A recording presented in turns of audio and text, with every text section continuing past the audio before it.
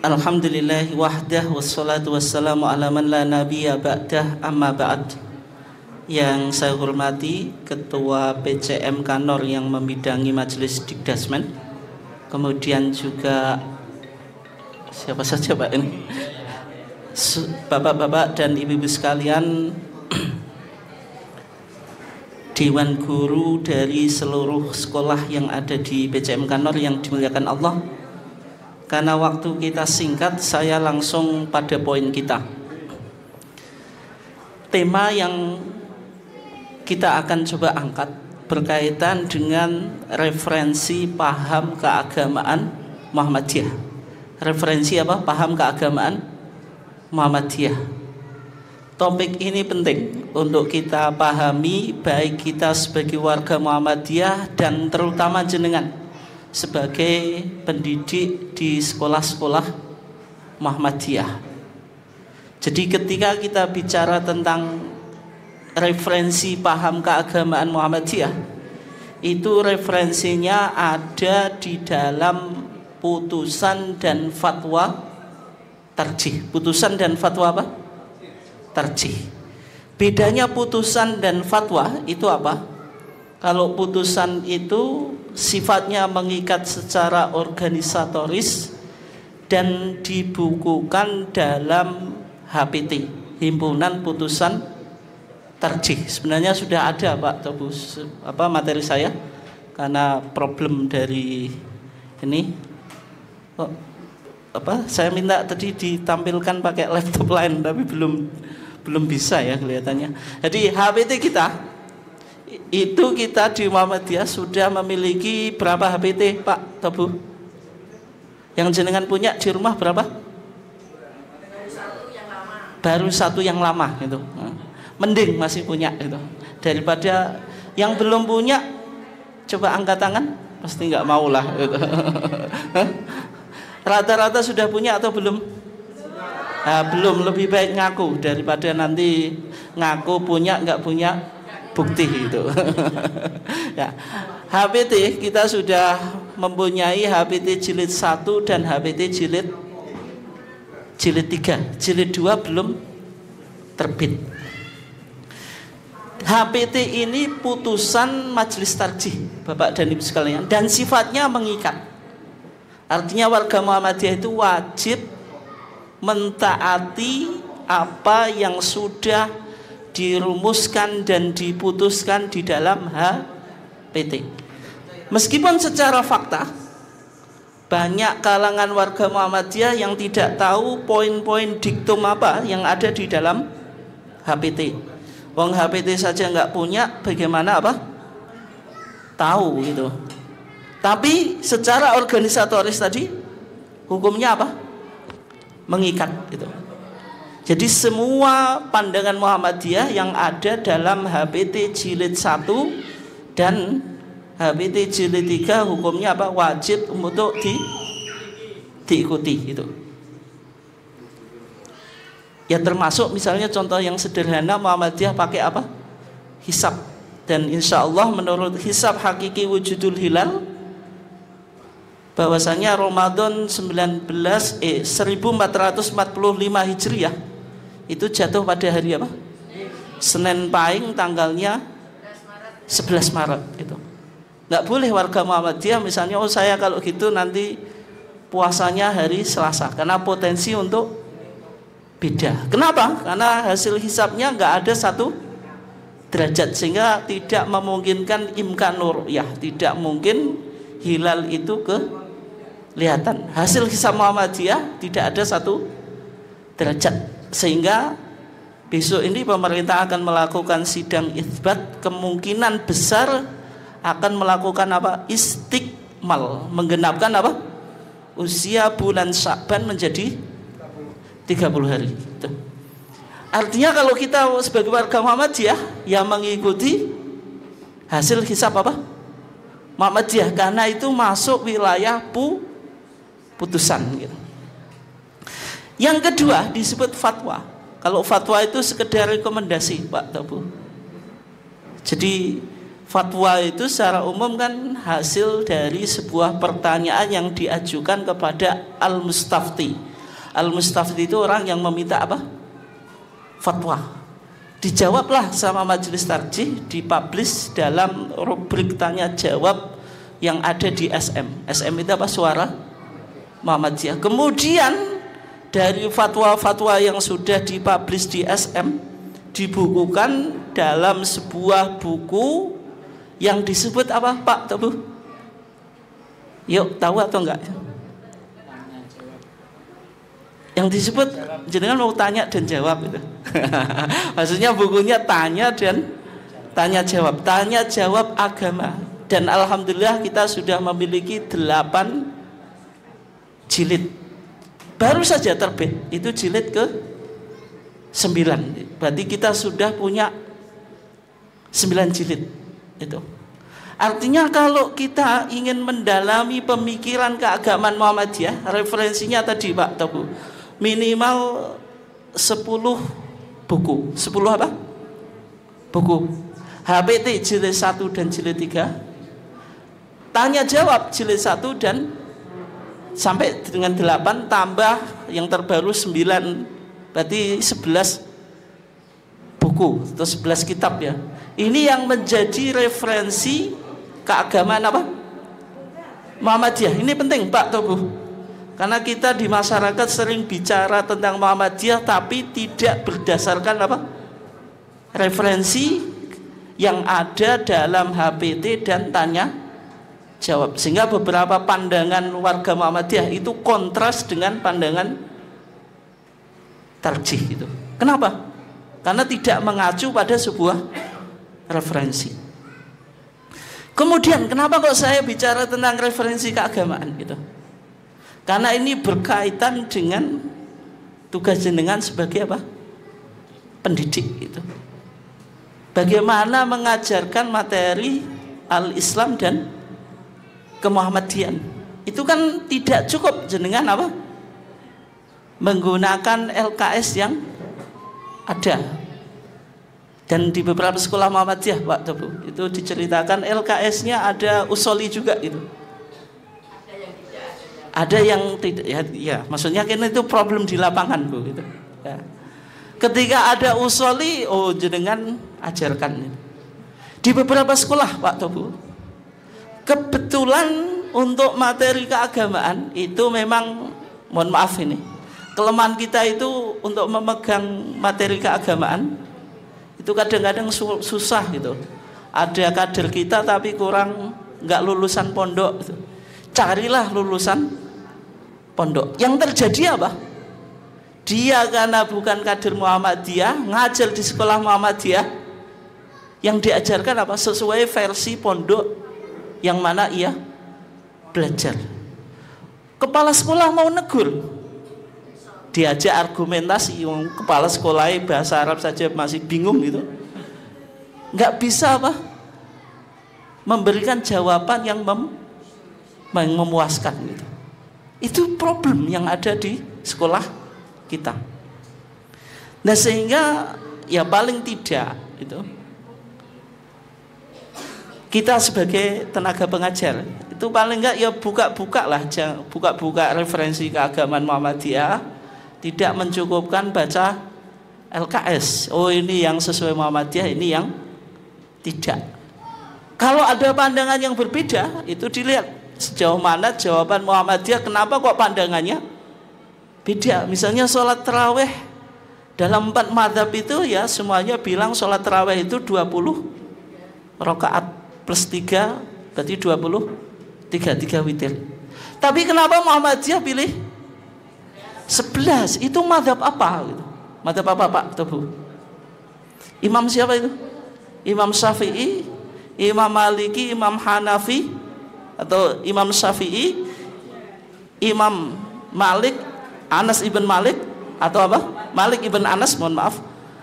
Imam Abu Hanifah Nu'man ibn Thabit, atau Imam Ahmad ibn Hambal. Itu mengikuti mazhab apa Pak Tebu? Mengikuti mazhab apa? Kalau kita terawih 11 rakaat, halo. Ngomongnya ke saya dong gitu. yang diceritakan ke tetangganya bisikkan ke saya gitu. Oke. Kalau di Muhammadiyah terawihnya 11 ngikuti madhab siapa? Madhab Rasulullah ya. Bukan madhab ya. Ya kita mengikuti apa? Rasulullah itu. Ya. Artinya di sini Muhammadiyah pandangannya keluar dari pendapat madhab, tapi tidak selalu, Bu.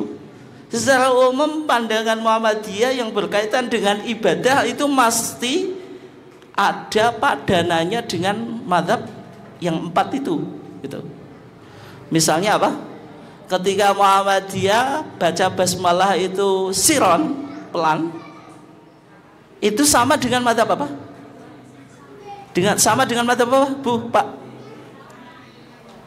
Dengan madhab apa, Bu? Hambali. Makanya kalau jenengan pernah haji atau umroh atau mendengarkan siaran langsung terawih dari Masjidil Haram, basmalahnya jahron atau siron. Tapi pendapat tarjih juga membolehkan jahron, meskipun ini belum banyak disosialisasikan, Pak atau Bu. Majelis tarjih sudah mengalami perubahan, tidak sebagaimana dulu. Kalau dulu itu kan seolah-olah yang membedakan NU dan Muhammadiyah basmalahnya jahron atau siron. Tapi sekarang pandangan atau putusan tarjih membolehkan jahron, tapi belum disosialisasikan ya, karena mengingat itu sudah menjadi identitas Muhammadiyah ya. Dan mungkin sebagian warga Muhammadiyah karena nggak mengikuti kajian ketarjian bisa juga kaget gitu. Ketika misalnya Masjid Muhammadiyah yang biasa siron, kemudian imamnya baca jahron. Ini NU kondi, padahal juga punya landasannya dari tarjih gitu. Sehingga untuk model semacam itu dalam sosialisasinya ya lihat apa tempat gitu. Tidak hanya apa sekedar apa aplikasi apa sosialisasi, belum bisa ya, belum. Oke. Kosong kok kosong tuh, Bu? Oh, maksudnya nggak diinstal aplikasinya ini. Ayo. Nggak ada HDMI, Pak. Oke. Oke, saya ceramah saja lah, insya Allah nggak apa-apa lah. Ya, saya ceramah saja lah, nggak usah terlalu ilmiah itu ya. Oke ya. Bapak dan Ibu sekalian dimuliakan Allah, HBT ini ya, ini jilid 1, Bu. Jilid HBT lama atau jilid 1. Bicara tentang ibadah secara umum ya, mulai dari Kitabul Iman, Kitabut Thaharah, Kitabus Shalah, Kitabuz Zakah, Kitabus Siyam, Kitabul Hajj, Kitabul Janaiz. Kita akan coba lihat beberapa pandangan Muhammadiyah. Tapi sebelumnya saya kasih pengantar ya. Muhammadiyah itu dalam beragama punya wawasan agamanya yaitu kembali pada Quran dan Sunnah. Artinya Muhammadiyah tidak berafiliasi kepada mazhab tertentu. Sehingga Muhammadiyah tidak bisa dikatakan Hanafiyah, Malikiyah, Syafi'iyah atau Hambaliyah atau Hanabilah. Tetapi yang perlu dicatat, Muhammadiyah tidak anti mazhab. Jadi tidak bermadhab tapi juga bukan anti mazhab. Maksudnya apa? Maksudnya ketika Muhammadiyah mengkaji sebuah permasalahan dengan kembali pada Quran dan Sunnah, ketika kembali pada Quran dan Sunnah itu tetap mempertimbangkan pendapat madhab.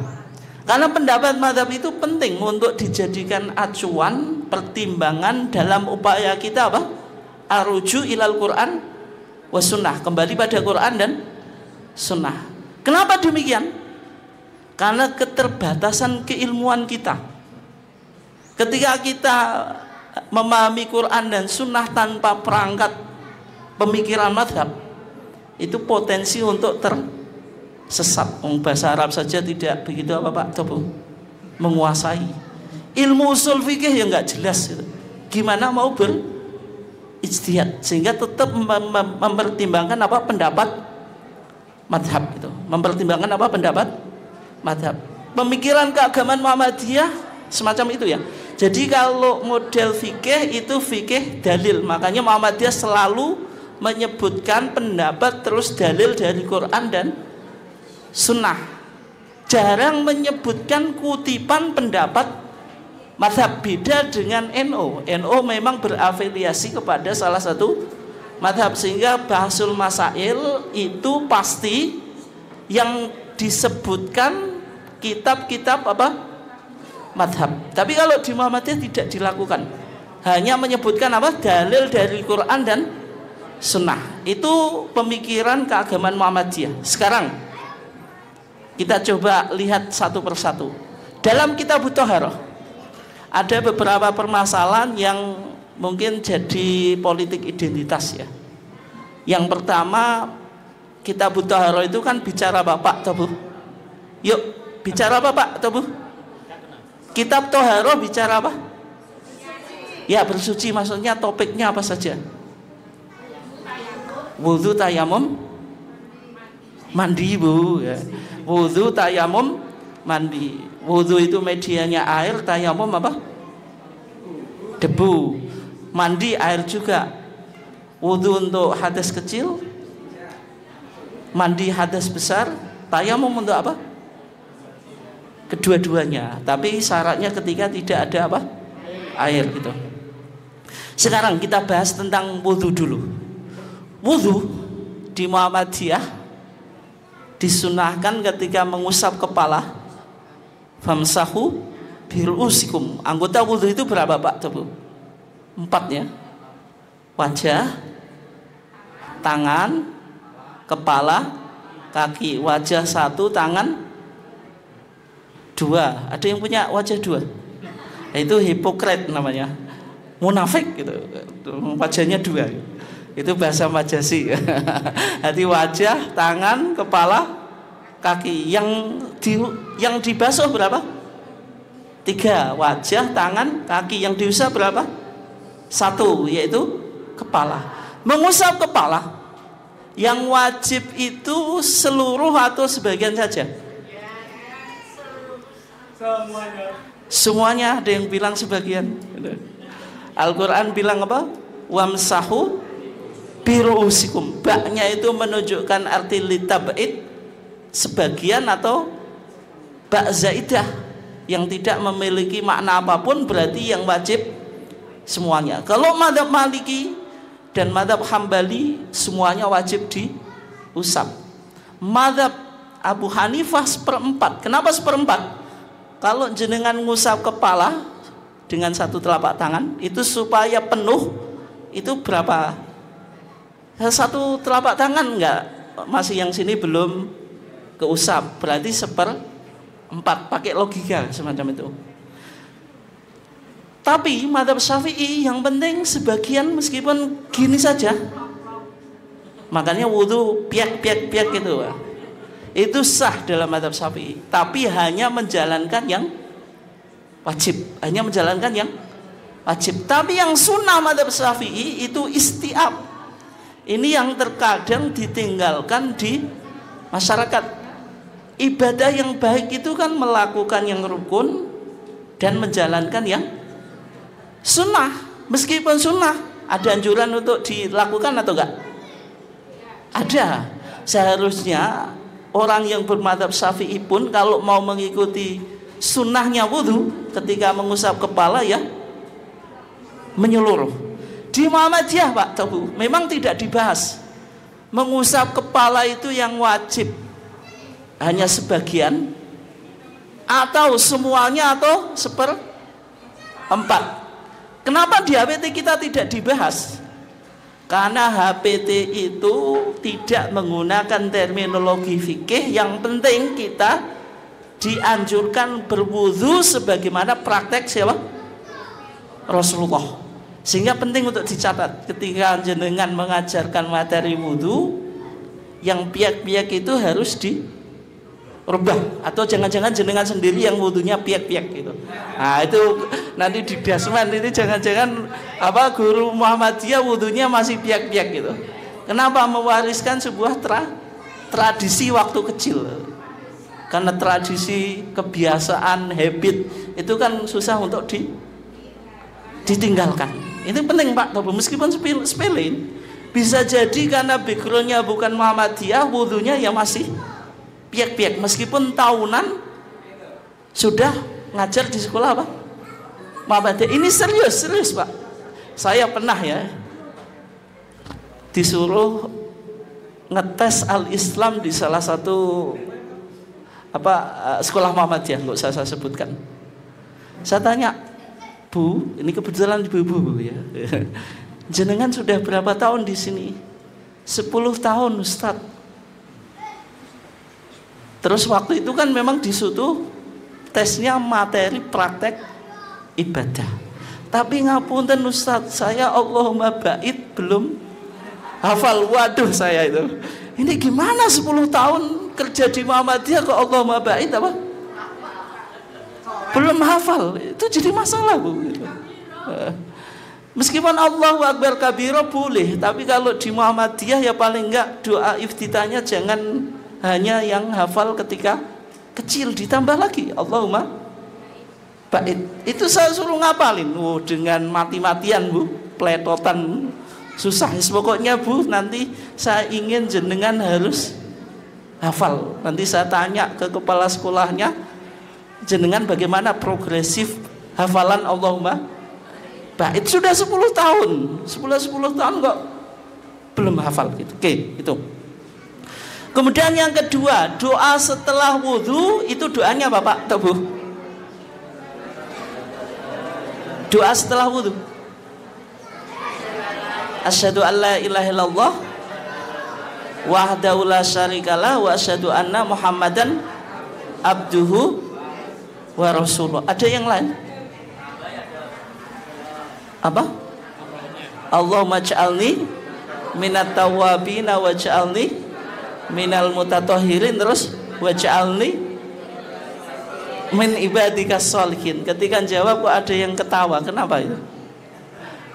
Nggak yakin atau gimana? Memang ada yang demikian.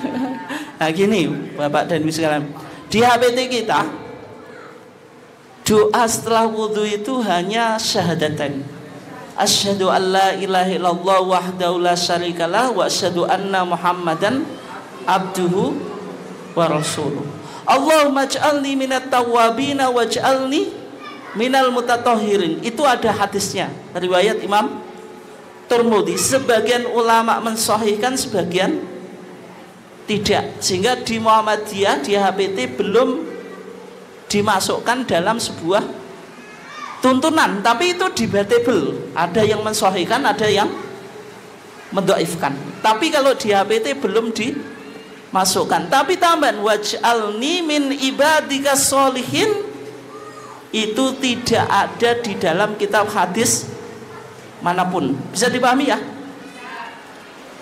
Tapi di masyarakat atau mungkin di beberapa buku ya, itu ada doa yang dibaca di setiap anggota wudhu. Ketika membasuh muka, doanya apa Pak Tubuh? Kayaknya nggak hafal.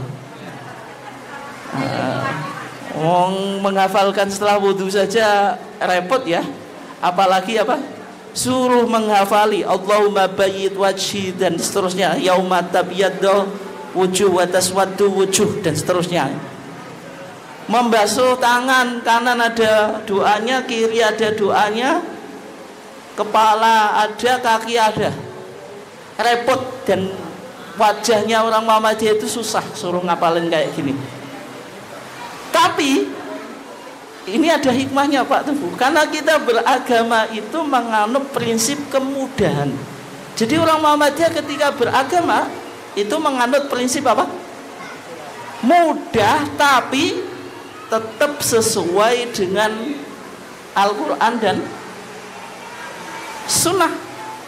Ini contohnya, daripada jenengan nggak hafal gitu, setiap doa anggota wudhu, ternyata hadisnya apa?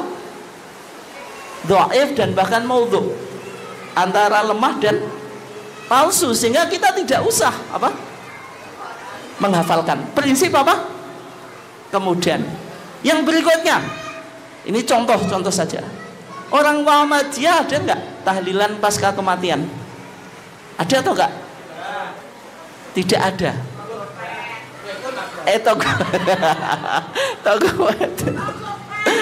Nggak ada ya. Saya bicara HPT, Bu. Kalau jenengan bicara fakta di masyarakat itu. Di HPT kita tidak ada. Ini ada unsur kemudian. Kenapa? Orang meninggal itu sudah susah, kok ditambah kesusahan lagi suruh apa? Bikin selamatan, bikin tahlilan apa Bu? Telung dino, pitung dino, matang puloi nyatus nyewu, terus tambah haul bareng ini.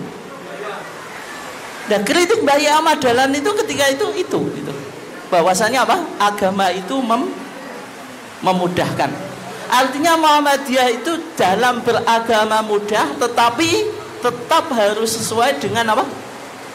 Al-Quran dan Sunnah itu. Oke ya. Berikutnya Bu, Pak, kalau kita wudhu nyentuh istri, atau yang Bu, yang jenengan berarti nyentuh bapaknya Bu, wudhunya batal atau enggak? Yang saya tanya, istri itu mahram atau muhrim? Muhrim. Coba jawab lagi, istri mahram atau muhrim? Istri mahram atau muhrim? Coba jawab Bu yang sana. Istri mahram atau muhrim? Ada yang jawab mahram, ada yang jawab muhrim. Apakah istri itu mahram atau muhrim itu betul? Jawab, betul atau enggak? Betul. Nah, sekarang saya tunjukkan kesalahan jenengan. Yang pertama, bedanya mahram sama muhrim apa? Mahram itu orang yang berihram, itu muhrim. Mahram itu orang yang manharuma nikahuha, orang yang diharamkan untuk dinikahi. Berarti yang betul mahram, bukan muhrim. Pertanyaan kedua, jawaban jenengan masih salah. Apakah istri itu mahram atau muhrim? Ya tidak mahram, tidak muhrim. Istri itu haram dinikahi. Dia haram dinikahi atau enggak? Ya tidak, jenengan nikah kok. Istri itu bukan mahram, bukan muhrim. Istri itu ajnabiyah, orang asing yang tidak ada hubungan mahram. Nah kok jadi halal? Ya karena nikah. Itu penting dicatat Pak Tebu. Ini di masyarakat sering dibilang, oh yang mas-masnya ini yang belum nikah itu, kecuali saya loh. Kalau merayu cewek itu gimana? Engkau tidak halal bagiku sampai engkau menjadi muhrimku. Kan kalau ngerayu gitu kan, sok suci maksudnya. Dik, engkau enggak halal bagiku sampai engkau apa? Jadi muhrimku. Maksudnya kalau halal setelah nikah. Bilang muhrim, seharusnya mahram. Jadi istri itu bukan mahram. Ya, jadi sekarang kembali ke topik tadi.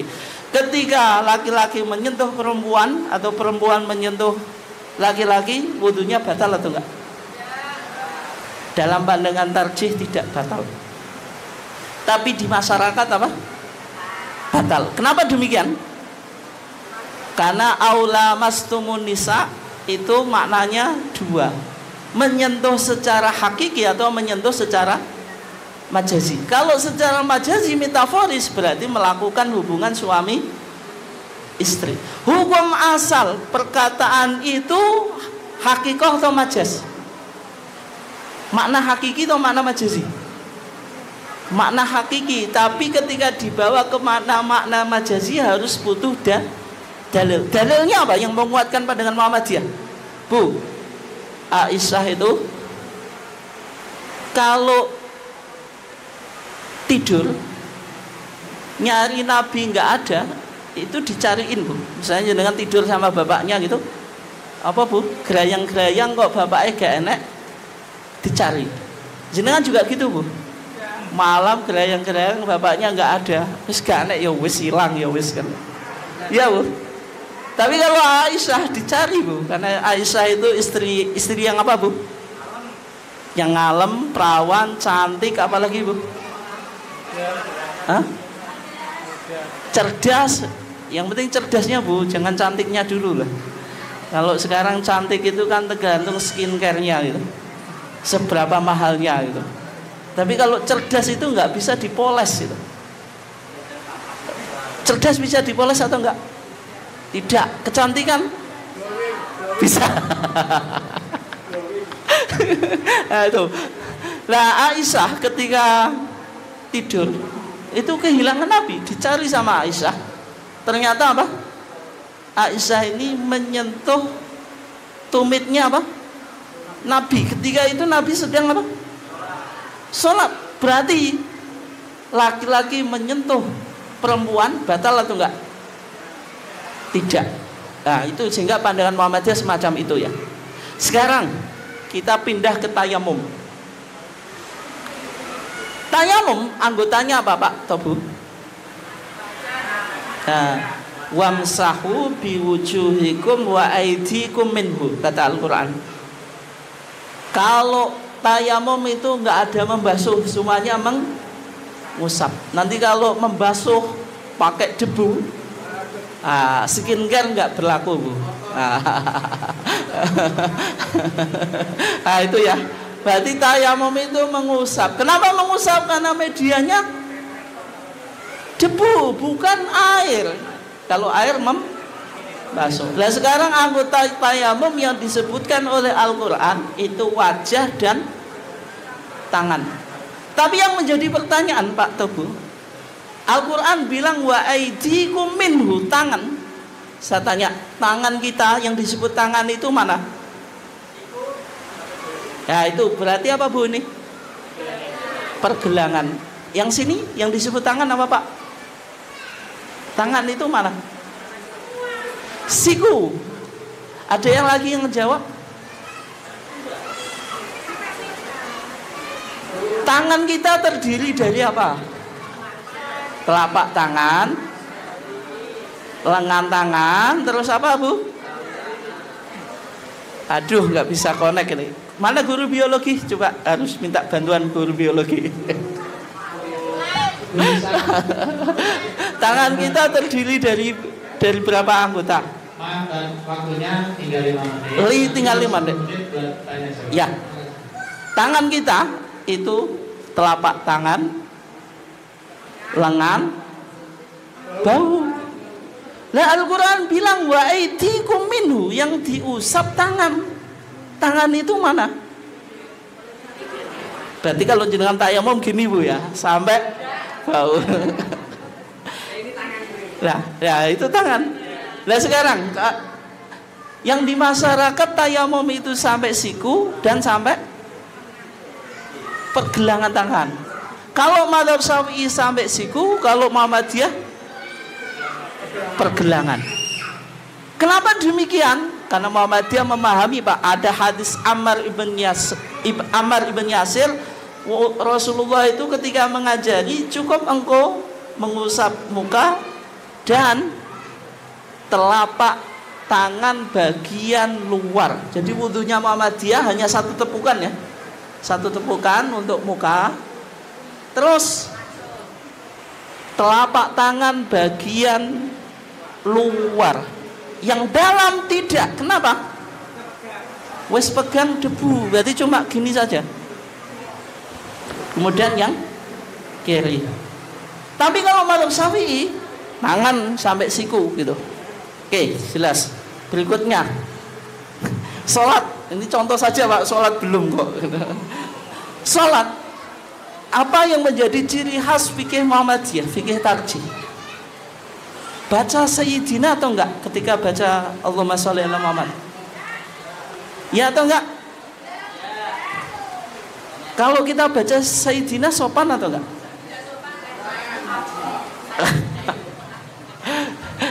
Sayyidina enggak sopan, Bu. Sayyidina itu tuan loh, Bu. Wong kita memanggil orang yang kita anggap mulia itu kan pakai embelen, Pak. Minimal Bu, minimal Pak, minimal Bos, minimal apalah gitu. Enggak langsung kita sebut apa? Namanya.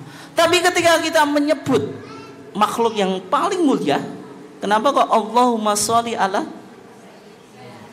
kok Sayyidina, Bu? Allahumma sholli ala Muhammad wa ala ali Muhammad. Ternyata rujukan HPT itu wafil dalam kitab Al-Um. Kitabnya siapa? Imam Syafi'i. An Ka'ab ibn Ujrah, dari sahabat Ka'ab ibn Ujrah, annahu sallallahu alaihi wasallam kana yaqul Allahumma sholli ala Muhammad, tanpa tambahan Sayyidina. Yang menarik, hadis ini dikutip dari kitab induknya mazhab Syafi'i, kitab yang disandarkan pada Imam Syafi'i sendiri, yaitu Al-Um. Berarti kalau kita sholat tanpa Sayyidina, kita mengikuti Imam Syafi'i atau enggak? Kok enggak? Yang ngikuti tuh, Bu. Imam Syafi'i sendiri itu enggak pakai Sayyidina. Syafi'iyah, ulama Syafi'i yang belakang yang pakai Sayyidina. Di Al-Um, Imam Syafi'i tidak pernah mengajarkan kalau baca sholawat dalam sholat Sayyidina. Tidak. Berarti kita lebih Syafi'iyah daripada yang mereka yang mengaku Syafi'i. Itu ya, menarik itu. Tapi kalau bagaimana kalau di luar ibadah makhdoh, boleh atau enggak? Oh, saya karena tadi kesusu ya. Kalau enggak kesusu, saya mukadimahnya pakai Sayyidina Muhammad tuh. Terus pembicaraan Muhammadiyah atau enggak gitu. Jadi kalau Muhammadiyah itu sebenarnya di luar ibadah makhdoh tidak anti Sayyidina, boleh-boleh saja. Kenapa? Karena kalau di luar ibadah makhdoh tidak ada ketentuan yang mengikat. Tapi kalau sholat itu ibadah makhdoh, Nabi sudah mengatakan apa? Shollu kama ra'aitumuni apa? Sholatlah kamu shollu. Sholat sapa sira kabeh kama kaya dene ra'aitumuni, muni sapa sira usolli. Muni usolli ya. Sholat sapa sira kabeh kaya muni usolli. Plesetan Pak Tebu itu. Karena itu muni usoli itu bukan muni usoli ya. Sebagaimana engkau melihat aku sholat. Makanya guyonane kan usoli nek dalile itu gak enak. Dalile apa? Shollu kama itu muni usoli. Sholat sapa sira kabeh muni ya usoli, ngono lho. Enggak, itu plesetan biar jenengan enggak ngantuk, kelihatannya wis enggak fokus sama sekali. Kurang lebihnya itu nanti bisa dilanjut tanya jawab ya. Terima kasih, kita kasih aplaus untuk Ustadz Lukman Hakim. Bapak Ibu, ini hanya pengantar. Mungkin Bapak Ibu masih banyak dan perlu belajar bersama. Kalau kita bahas ketarjian dan ya nggak bakalan selesai.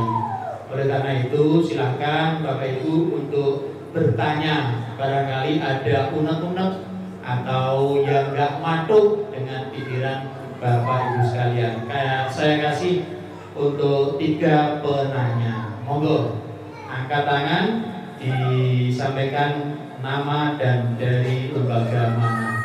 Ya, Bu Rahayu 1, 2 Bu Durriyati dari NIM 3 Al-Falah Jangaan. Bapak-bapak tos sampun sementara. Sampun Bu Rahayuin dari TK Aba Jangaan. Monggo Bu.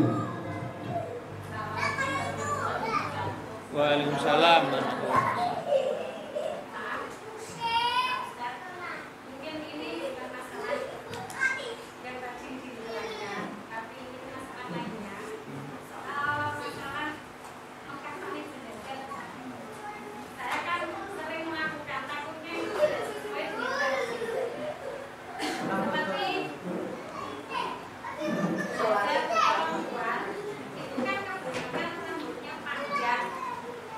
Itu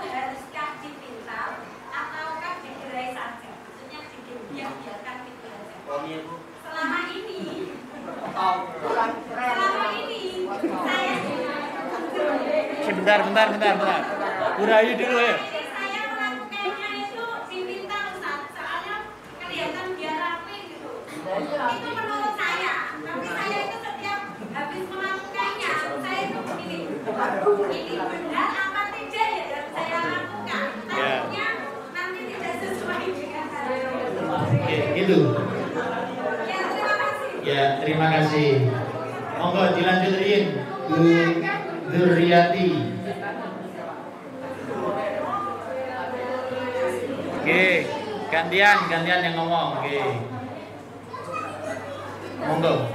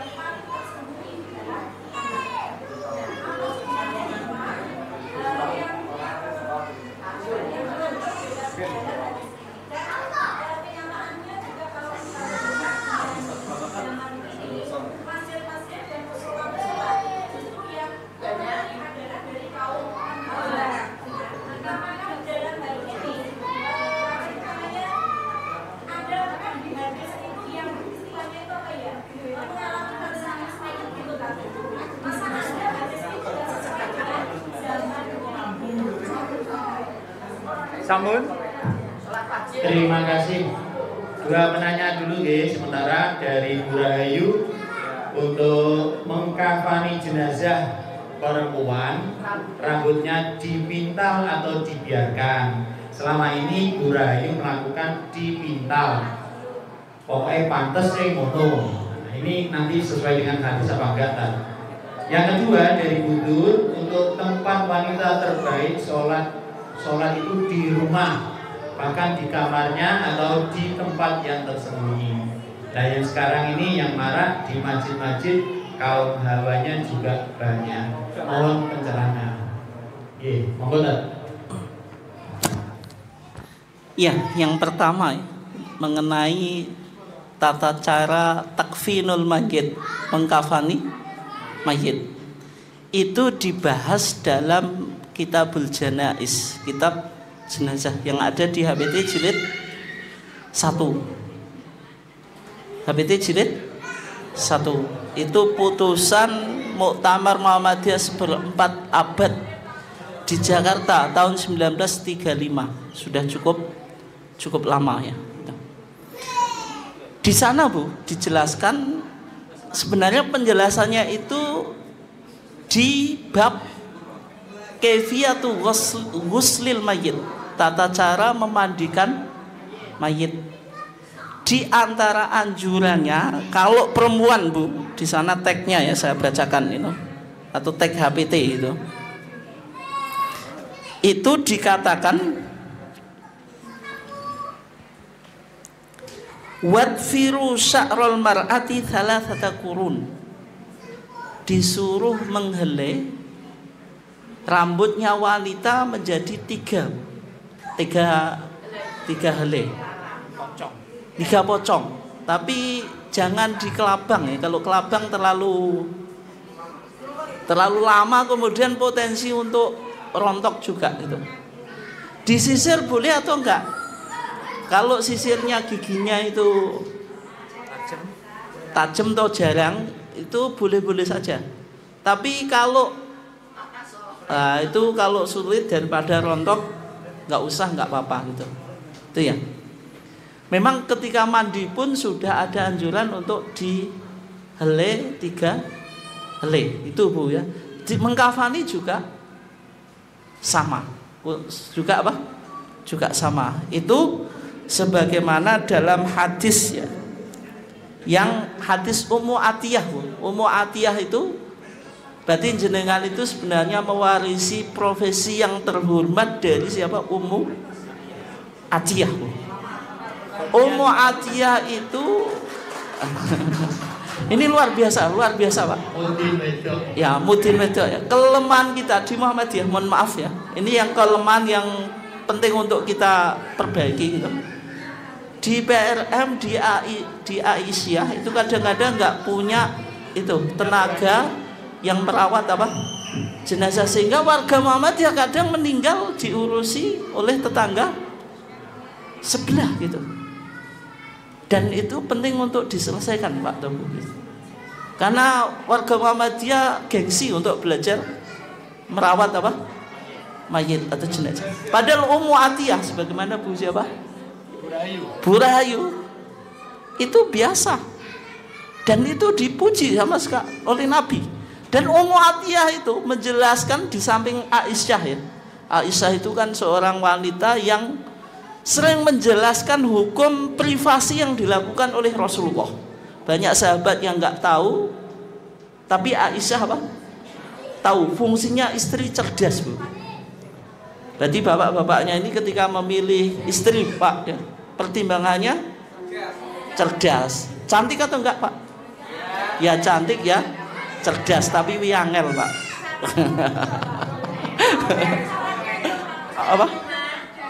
Apa? Oh itu. Ya berarti ya cantik ya cerdas Bu. Aisyah itu dua-duanya Bu, tapi itu susah. Ya cantik relatif.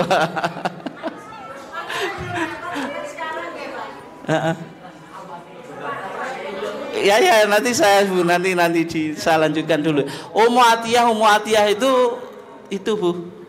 Berarti spesialis apa? Merawat jenazah. Nanti kita lanjutkan setelah adzan.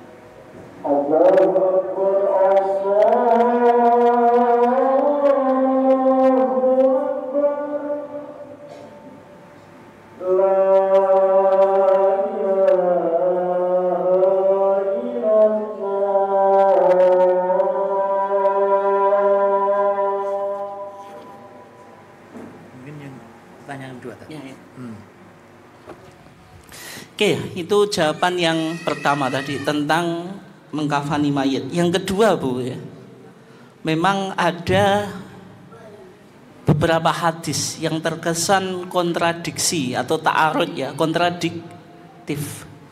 Yang pertama, afdolus sholati sholatul jama'ati afdolu min sholatil faddi bisab'in wa ishrina darajah. Di sebagian riwayat bi khamsin wa ishrina darajah. 25 atau 27 gitu. Ada yang bilang 25, ada 27. Tapi yang menjadi pertanyaan kok 27? Kenapa enggak 100 derajat aja? Atau 180 derajat? Kenapa kok hanya 27, Pak Tabu? Kenapa, Pak? Kurang banyak. Lah ya kenapa kok hanya 27 derajat? Ini coba dijawab. Kalau ada murid yang nguji jenengan, Bu, dengan pertanyaan itu, Bu Guru, kenapa 27 derajat tidak 100 derajat? Coba jenengan gimana jawabnya? Hah? Gimana? Hak nyawa 27 derajat itu kecil, Bu. No. Kenapa? Coba jawab. Gimana, Pak Tabu? Nah terus daripada kecil ya sudah,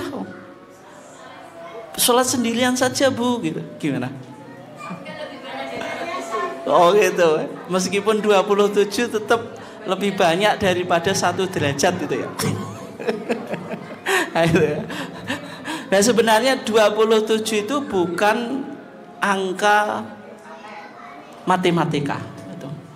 Dia hanya menjelaskan bilangan yang cukup besar atau nilai yang cukup berharga. Berarti hadis ini tidak bicara tentang angka matematika. Sebenarnya gitu ya jawabnya gitu. Oh gitu. Itu sudah pendekatan apa, Bu? Metafisik gitu.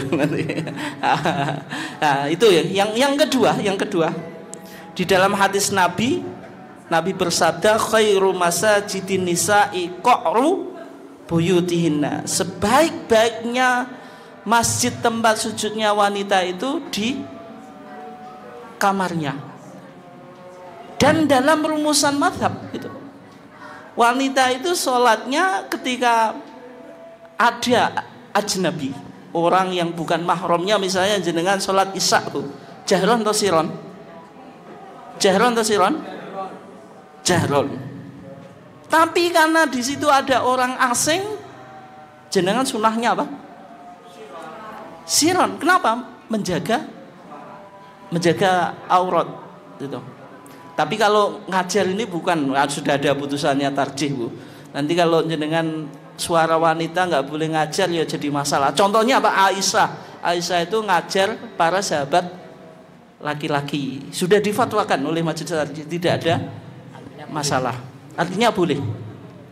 Nah sehingga wanita itu sholatnya di tempat privasi itu dianggap lebih baik. Tapi di satu sisi Nabi mengatakan la tamna'u ima Allahi masajidallah. Jangan engkau menghalangi wanita untuk mendatangi masjid.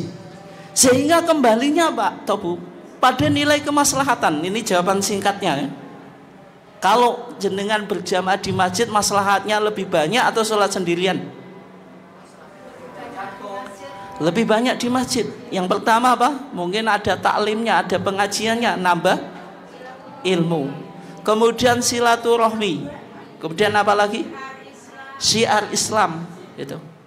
Dan di syiar ini, Pak Tebu, jangan sampai wanita shopping ke pasar boleh. Boleh atau enggak, Bu? Ada yang dilarang atau enggak jenengan? Enggak ada tuh ya. Jalan ke pasar biasa, tapi pergi ke masjid enggak boleh. Itu jadi masalah itu. Mungkin kurang lebihnya sekian. Wassalamualaikum warahmatullahi wabarakatuh. Terima kasih, Ustaz.